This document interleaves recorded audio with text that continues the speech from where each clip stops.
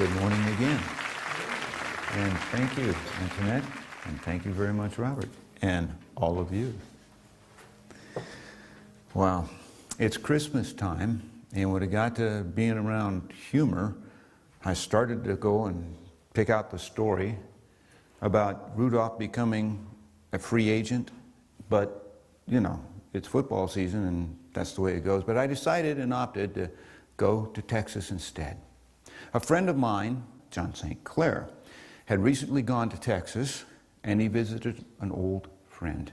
And this old friend had a sheep ranch. And in Texas, business is pretty tough, just like it is everywhere else. And so things around the ranch were a little bit tight. But it was Christmas, and so his wife was out in the backyard dyeing this large tablecloth red again to get it nice and bright for the season. And wouldn't you know it, but a couple of the lambs got out of the pen, and they're running around, and one of them fell in the bucket. Now you got a bright red lamb, and they're washing it off. They couldn't get it off for anything.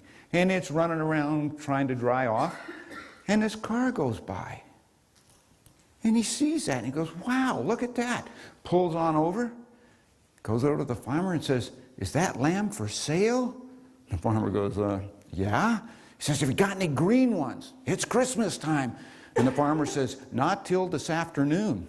It didn't take him long to figure out which way the wind was blowing. So the guy came back that afternoon, and there was green lambs and there were red lambs. And wouldn't you know it, almost overnight he was dyeing lambs and selling them as fast as he could dye them. And the word got out, and pretty soon the rumor was that almost overnight he became known as the best lamb dyer in Texas.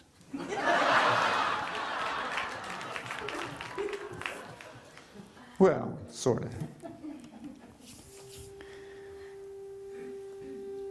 It is Christmas time, and it's a time to understand how the year's closed and how the new one's going to set up. And we're at a time right now where the whole planet, and for that matter, the universe, is making a tremendous shift. Things are happening. 2012 is right around the corner. It's supposed to be another transit on a large scale. But what we're finding out more than anything else is that all of us are children of the universe. We used to think of ourselves as human beings on this planet, but that's changing every single day, because man's understanding and expanding out into the universe realizes that all of this is really one. It all operates in a cycle. It all goes through its process, and we're part of it. Each and every one of us is a child of that universe. Now, the next item on the list is to put out that each and every one of you are a separate universe. Wow, how about that? Nah, you don't buy that, right? No, actually, it's the truth. Each one of you inside has a connection to God. You got one that you can go into and connect to your higher self and connect to that universe, the overall big universe, the omnipresent consciousness that exists there. Interestingly enough, this is an experience zone. It's a big school. And we all come here to experience things in the physical world, learn and grow. But each one of us has our own agenda, our own curriculum, our own set of experiences, and our own way of looking at things. So all of those experiences and our point of view have created a world out there that exists only for us. How many times have you seen two people look at the same thing and tell you a totally different story? Why? Because the story that got back to them was different. They just saw it through their own eyes, through their own understanding. Part of accepting this universe within you and this connection to God actually empowers you. It doesn't make you smaller. It makes you huge. It's absolutely awesome.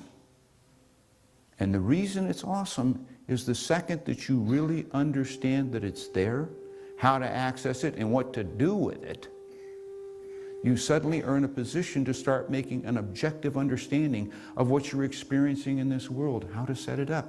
Because to be perfectly honest, no matter what's going on out there, the only thing that really affects you is what's going on in here. Two people can have the same experience, and one's elated and the other one's crushed.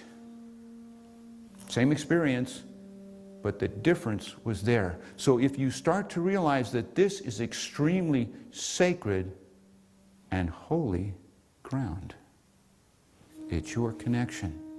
Now, I talked about the ideas of dimensional worlds and this being and out there, and people listen to this and they go, wow, that's great. I really like it, but you know what? I can't let go of my Christianity. It's my saving grace, it's my base of operation. And what I'm really trying to tell you now is you don't have to give up a thing. This energy and this process works for any and every religion out there. You know why? God created all of them for all the different people. And you're connecting to God. It'll work in any one you approach. But let's take Christianity just because it's the prevalent one here and now. People say, well, it doesn't sound very Christian. It doesn't sound like what I've been told. Well, the interesting thing is this. If you listen to what Christ said, not what you were told, but what he said, you will find that there's an absolutely unification in exactly what's going on. Christ said the kingdom of heaven isn't out there, it's in here. If you're looking out there, you're looking in the wrong place. The kingdom of heaven is within you. Wow. How do you pray? He said, go into your closet and be still. In other words, shut out the outside world and get still in yourself. That sounds a hell of a lot like meditation. Think about it. It's right there. No one gets to heaven except through me. Well, if you do what he just said, go within yourself, get still and access God, that's the door. He's pointing right at it. The problem is so much of what's happened is the world has taken it, used it or abused it or put it to whatever criteria they needed to see or feel for themselves. And as an end result, you get a version that comes up with hellfire and damnation rather than you are your own universe unto yourself. You are connected to God. You're part of it. You have an identity that is someone and something. It's extremely, extremely interesting. How about this? Christ said, say unto that mountain, move, and it will move. Well, I've heard philosophers try and tell you all it is a matter of faith. It's a matter of attitude. If you have enough, you can move that mountain. I just kind of look at that and shake my head and I go, Christ wasn't talking to Superman. He was talking to everyday people, just like you and me. The whole idea of someone grabbing a piece of real estate and telling it to move is not on the agenda. The whole idea about mountains is about what you put between you and whatever your spiritual goals are. Whatever it is that you as an individual need to achieve. And you know what's even better? You get to pick how big the mountain is. You know why? Because you put it there. Think about it. That's why Christ could say to that mountain and mean it and move, and it'll move. He knew he could move it because he knew you put it there in the first place. The fear or the struggle or the anticipation that you put yourself through, making decisions or following up or doing. You ever heard that old story? You're your own worst enemy? Or how about the biggest challenge you'll ever face is the one looking back at you in the mirror? Because what you're doing is you're facing off with yourself. That's the whole challenge. Everything else is just out there. It's something you have to deal with, but if you deal with it here first and come out to that, you're centered. You're on purpose. You're clear with where you're at, what you're trying to do, and how you're going to do it. That's a far cry from just going, oh boy, fall on your knees, pray, and say, dear God, don't let it happen to me. The whole idea behind it was, if you understood what he was saying, you could take it, use it, and empower yourself. And that's the key, because each one of you is an individual. As big as this crowd could be, thousands of people, you're still just you. And you are going to leave. And you, and you, and you. We were together for a little while. But when you leave, you're still back with yourself. That's you. That's what I'm saying about getting clear with your place in this. And you get to pick how you handle and deal with each situation. Do you use it as a stepping stone to empower yourself, or do you use it as a stumbling stone to beat yourself up? And how long are you going to do it? A week? Year? 10 years? How many crosses can you drag around until you finally say, get rid of that one, I'm going to find a new one? At least it'll be a change. In fact, the funny thing is the biggest cross people bear is change. It's not really change, it's fear of change. Do you see how many people will go through so much pain and suffering because they can't let go of what they got? Because that door mark change might be different, even if the difference is good. Even though they can't stand where they're at. Letting go becomes an incredible challenge for them. They can't see it and understand it because it's got them. They don't have it. The idea that comes back to you again, back inside yourself. Getting past the illusion. Why didn't Christ just say what I said? Well, the reason is this is a school. The lessons are seeing past the illusion. If he just handed you the answer, what's the point? I mean, every time that you've solved a problem and have an answer to this and it becomes something you know, you don't pay any attention to it anymore. It's only getting attention when you're having to deal with it, whether it's fun and exciting or, oh baby, what am I going to do with this? But that's the one you pay attention to, trust me. And that's the one you drag around inside you. It's not out there, it's right in here. And that's where it goes. So the whole idea was you have to learn to see past that illusion. And you say it in a parable. Why a parable? Because God has all these people with all these different approaches, these different ways of seeing things, these different belief systems, philosophies, whatnot. And you know what? If you put it together in a principle, it'll work for all of them. It doesn't just work on this one particular set of circumstances. Because you can adjust it and change it to fit whatever your needs are. But it still works. It's not invalid. It's even stronger in its validation. I'm going to use this story because it's about me. And you can't, rumor has it. Anyway, I guess what I'm simply saying is, back about 30, 35 years ago, I went through 3 accidents. Now, I'd been a varsity athlete. I'd wrestled, played football, even did some track for years while I was in school. And then out of the middle of nowhere, I ended up going through 3 accidents. One of them just kind of set me back. The next one really set me back. I was a passenger in a car that went off a cliff down an embankment. It rolled 170 feet. It came down on my side, crushed it, banged my head. I was having blackouts for a couple of years, and I had a fracture in my neck, and I was in traction for months and had to go through All this to where I could just stand up, my head over crooked, and just moving around, and I get back on my feet and the third one hits. I'm sitting as a passenger again in a car. Somebody slams into the side. I'm thrown out in the street, and we're doing 55, 60 miles an hour, and I sat right down on the pavement. Oh boy. And I'm back in the hospital again. In a little window of time, I went from a varsity athlete to almost a cripple. And you think I didn't have a chip on my shoulder? Hey, you know what? I had all the justification in the world to cry, poor me.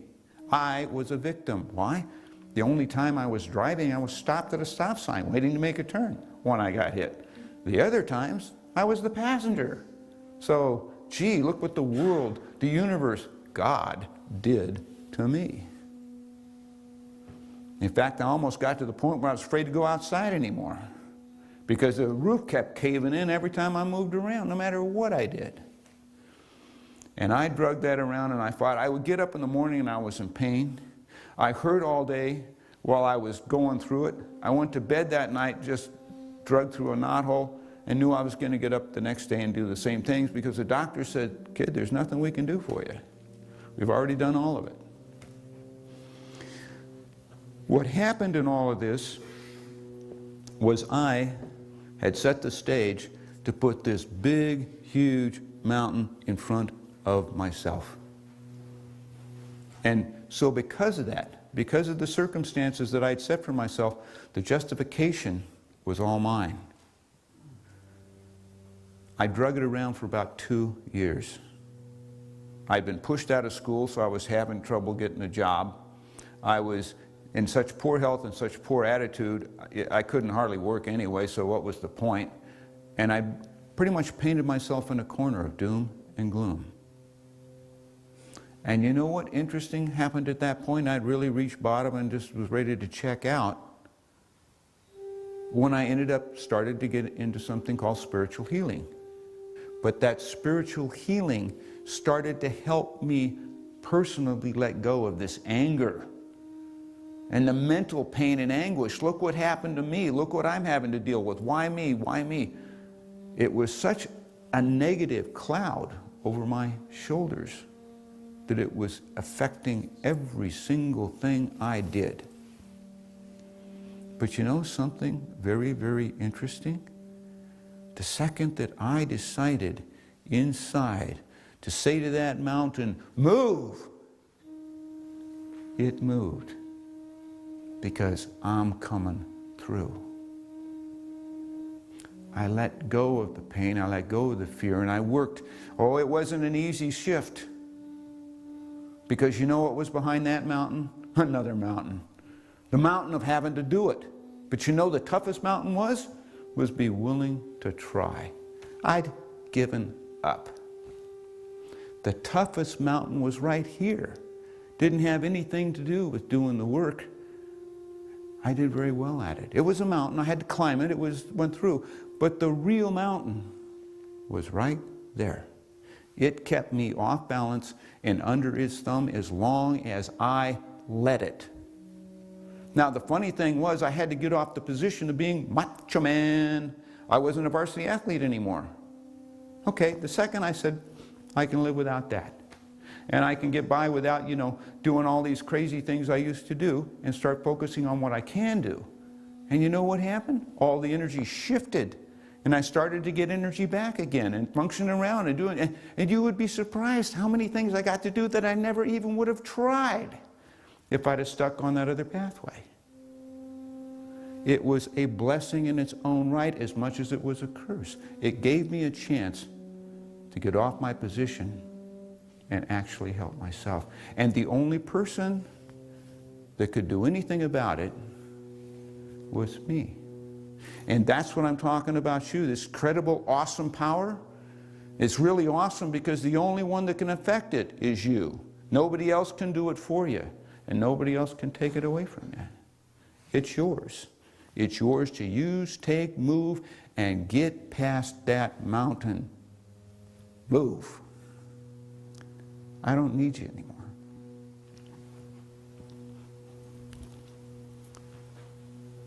Interestingly enough, out of what I just talked about, How much Christianity did you have to give up? None. Not a single little teeny bit. All you had to do was be willing to take a look at it through a different pair of glasses, so that you had an incredibly powerful tool that worked for you, rather than swearing at this mountain and trying to move that real estate. It was a whole different approach to the same circumstance that had an incredible different result. As you begin to understand what it is and how it works, and moving back into this holy land, this holy ground inside you, remember, the kingdom of heaven's within you, Christ. Nobody gets there except through me. How do you pray? Go into your closet and be still. Say to that mountain, move, and it's gone. And so many other different lessons are tied into it. But once you can go there, be centered, and get connected with who and what you really truly are, a spiritual being having a human experience, then you're empowered. That holy connection is in you. It is you. And that old line about the Holy Land, at that point in time, the Holy Land is wherever you're standing. Thank you.